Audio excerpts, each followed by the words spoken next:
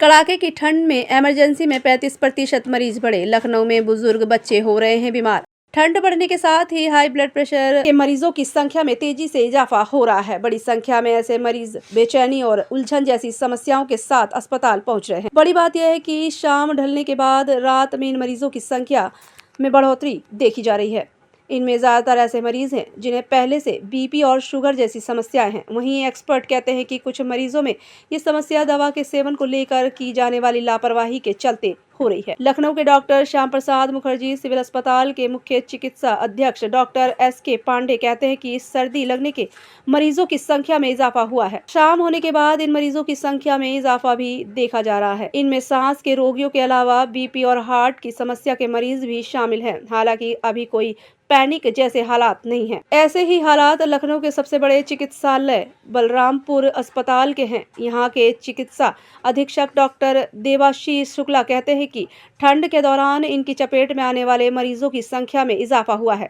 ऐसे मरीजों के इलाज को लेकर इमरजेंसी में तैनात मेडिकल अफसर को भी निर्देश दिए गए हैं। कई बार ये देखा गया है कि ठंड में देर रात में ऐसे मरीज सामने आते हैं जिन्हें बेचैनी और अनिद्रा जैसे लक्षण देखे जा रहे हैं।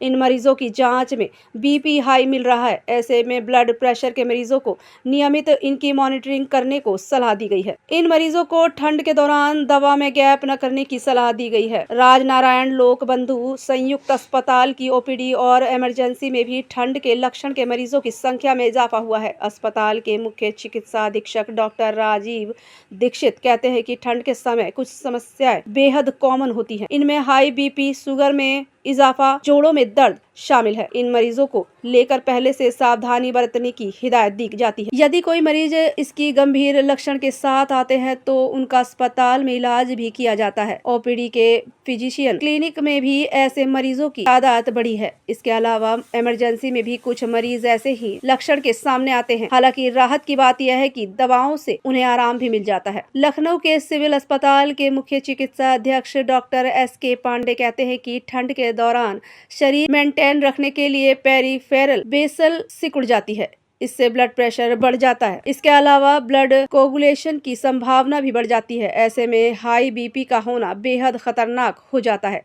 इसके चलते कई अन्य बीमारियां भी अटैक कर सकती हैं। सबसे अहम बात यह है कि जिन्हें पहले से कोई गंभीर समस्या यानी वो पेशेंट जो पहले से मोरबिडिटी से जूझ रहे हैं, उनके लिए बीपी का बढ़ जाना और भी खतरनाक रहता है। यही कारण है कि इसको लेकर लापरवाही बरतना ठीक नहीं है। यदि आप पहले से इसके लिए कोई मेडिकेशन ले रहे हैं तो ठंड के दौरान एक बार अपने एक्सपर्ट डॉक्टर से पुनः परामर्श लेकर और मेडिकेशन को तय कर ले। इसके